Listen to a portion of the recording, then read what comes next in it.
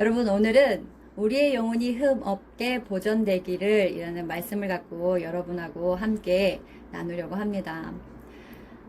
자, 데살로니가전서 5장 19절에서 24절 함께 읽어보도록 하겠습니다.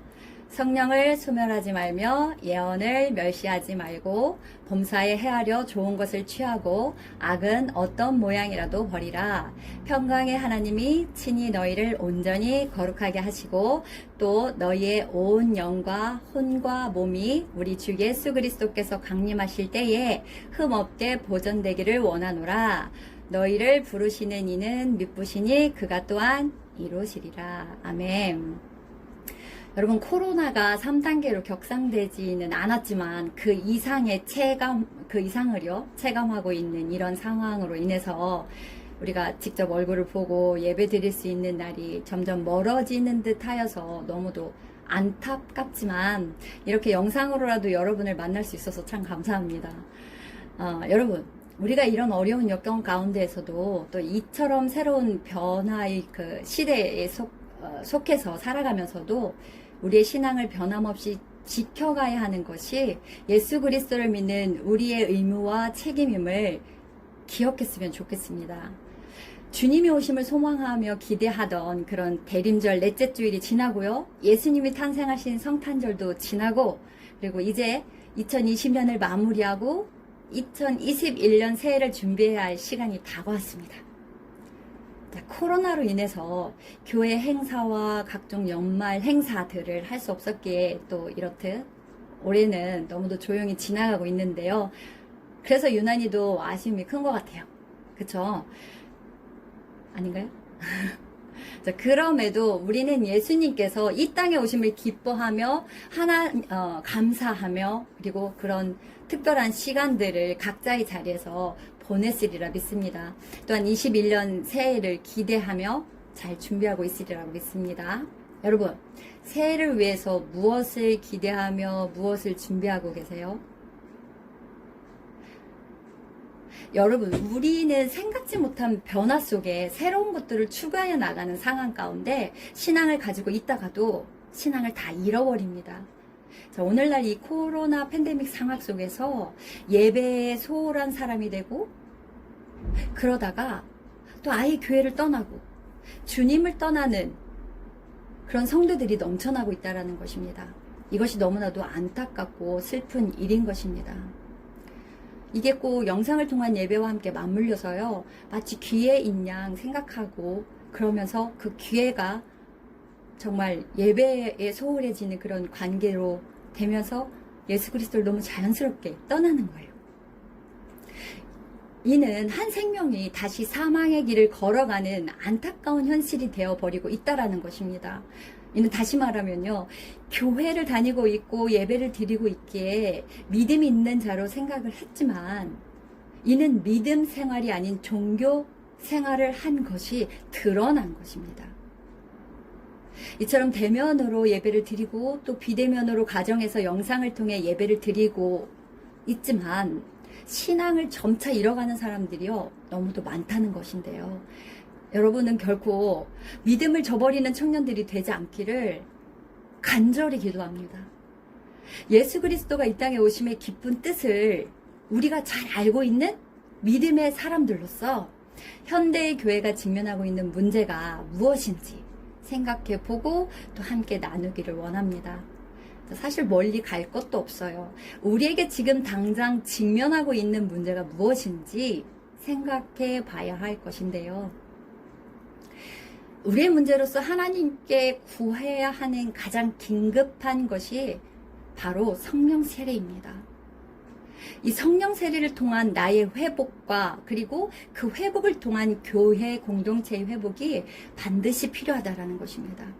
사도행전 2장 33절을 보면은요, 하나님이 오른손으로 예수를 높이심에 그가요 약속하신 성령을 아버지께 받아서 너희가 보고 듣는 이것을 부어주셨느니라.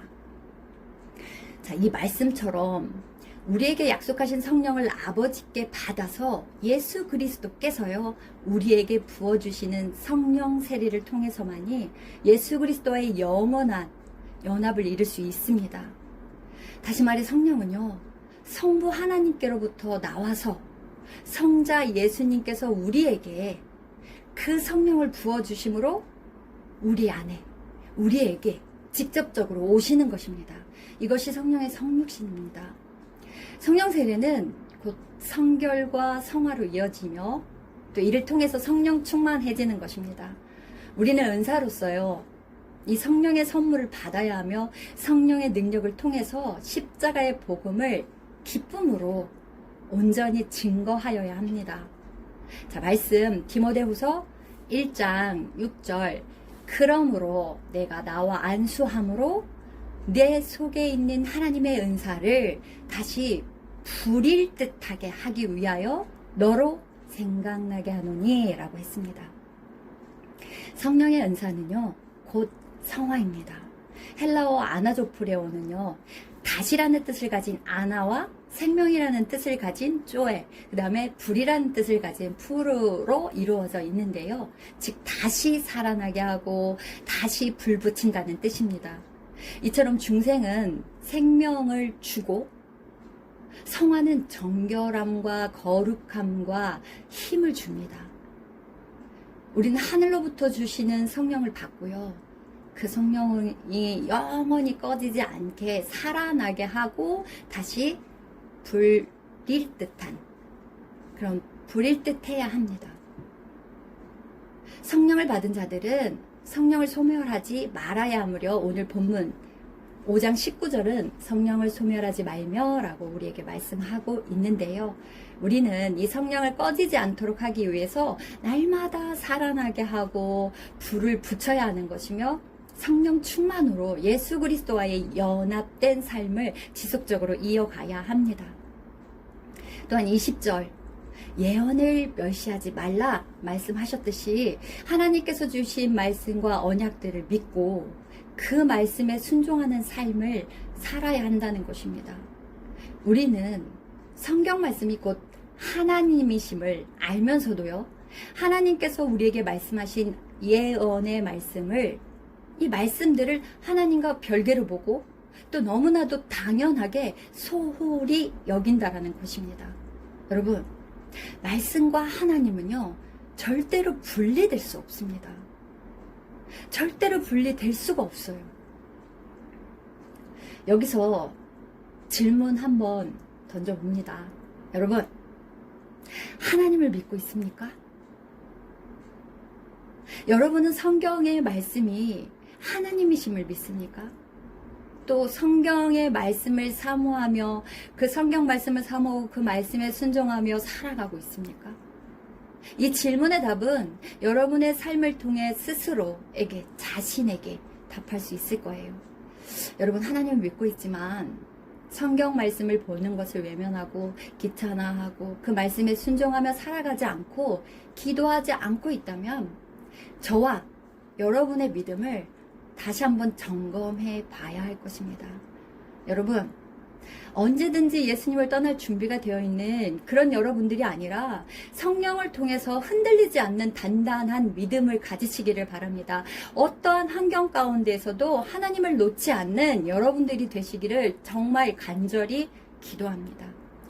여러분, 성령을 통한 완전한 성화, 즉 완전한 사랑, 완전한 거룩함, 이 거룩함이 있다면 그 이전에 완전한 회개, 즉 거듭남이 있는 것입니다.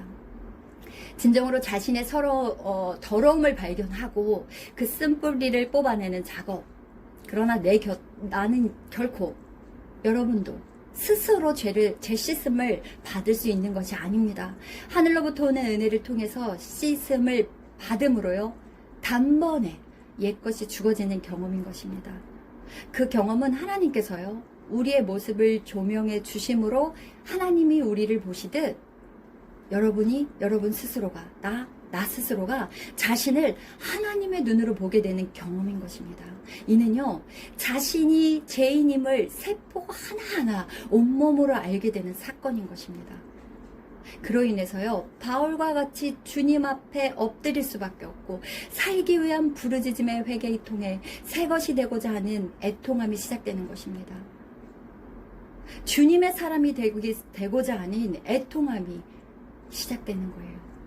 이 애통함을 하나님께서 들으시고 더럽고 추한 우리의 죄를 사하여 주심으로요, 옛것이 죽고 새 사람, 생명을 얻음으로 은혜를 입는 것입니다.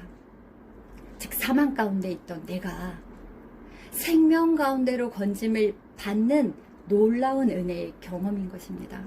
이럴 때 깨끗하여진 우리에게요, 주님께서 성령으로 세례를 부어주심으로 주님의 엄청난 불같은 그런 뜨거운 사랑을요, 온몸으로 경험하게 됩니다.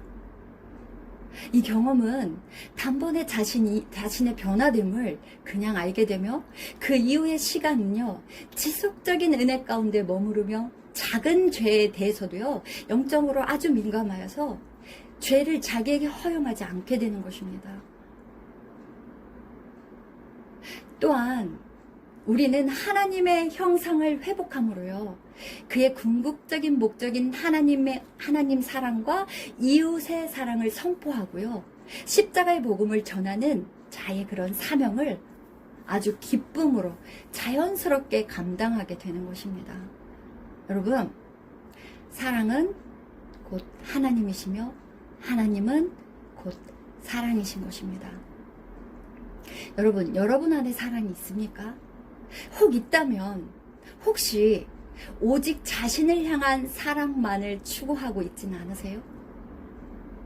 그렇다면 다시 묻습니다. 당신은 정말 주님을 믿는 주님의 백성입니까? 예수님이 이 땅에 오심은 주님의 사랑을 우리에게 보이심이며 또 그 사랑을요, 우리가 받아서 받은 만큼 온전히 전하기를 원하신다라는 사실입니다. 여러분, 근데 우리 인간에겐 사랑이 없습니다. 그러나 주님이 부어주시는 성령을 통해서 그 온전하신 사랑을 알게 됨으로요, 그 사랑을 전할 수 있는 것입니다. 여러분, 지금 결단하십시오. 다시 오실 예수 그리스도를 온전히 만나십시오. 그것만이 영원한 생명의 길을 걷는 것입니다. 여러분, 우리 교회의 2021년 새해 표어는요, 회복 그리고 부흥입니다. 여러분의 회복을 위해서, 교회의 부흥을 위해서 우리가 결단해야 될 것이 무엇인지 한 주간 주님과 함께 오늘의 말씀을 놓고요, 주님과의 깊은 대화 가운데 답을 얻으시기를 기도합니다. 여러분, 말씀은요, 2021년도 계속됩니다. 다음 주에 다시 이어서 오늘의 말씀 제목을 갖고 함께 나누도록 하겠습니다. 다 같이 기도드릴까요? 사랑해 주님, 우리는 예수님이 이 땅에 오신 탄생의 성탄을 맞이하고 주님께서 우리에게 와주심을 기뻐하며 각자의 자리에서 찬양하고 예배하고 또 2020년을 마무리하는 시간을 갖고 있습니다. 그러나 주님이 이 땅에 오심의 그 뜻을 우리가 온전히 알게 하시고 주님의 뜻 가운데 함께 머무르게 하시고 주님의 뜻 안에 행하는 삶을 살게 하옵소서. 우리가 주님의 온전한 백성으로서 우리 안에 성령님이 일하심으로 사랑이 가득하게 하시고 주님의 그 사랑을 이 땅에서 온전히 전하는 삶을 감당하며 살게 하여 주옵소서. 날마다 듣게 하시고 들음으로 알게 하시니 참으로 감사드립니다. 임마누엘 하나님, 날마다 우리와 함께 하시는 사랑이 많으신 예수 그리스도의 이름으로 기도드립니다. 아멘.